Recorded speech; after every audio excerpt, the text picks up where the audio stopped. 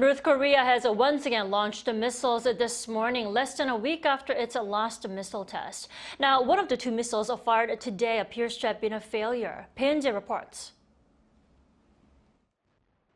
North Korea has launched ballistic missiles toward waters off its east coast on Monday morning, after the regime vowed to take overwhelming countermeasures in response to the recent military exercise held between South Korea, the U.S., and Japan. The South Joint Chiefs of Staff said it detected two ballistic missiles fired shortly after 5 a.m., with about 10 minutes between the launches. The first one, a short-range ballistic missile, flew 600 kilometers, followed by a second missile that traveled only around 120 kilometers and appears to have been unsuccessful. There is a possibility that the second missile launched by North Korea may have flown abnormally during the early stages of flight. If the missile exploded in flight, the debris could have landed inside North Korean territory. The military also said it detected and tracked the missiles immediately after they were launched, and that it shared related information with Washington and Tokyo. The country's National Security Council also held a meeting on Monday morning to discuss response measures.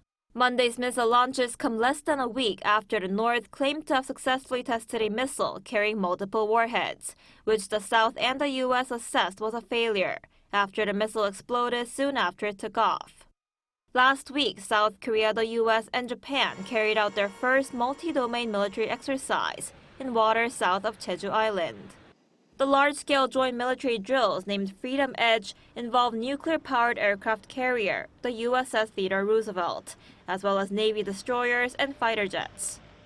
The North vowed to take strong countermeasures, adding that such drills show the relationship between the three nations has developed into the Asian version of NATO. But South Korea's defense ministry dismissed Pyongyang's criticism, saying the exercise was held to deter and respond to North Korea's nuclear missile programs.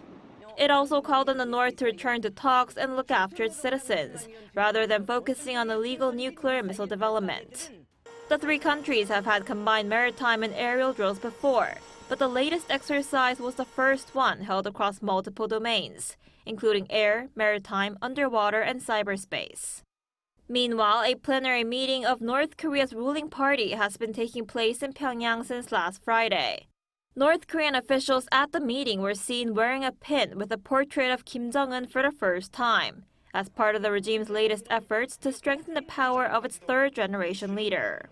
Bae Eun-ji, Arirang News.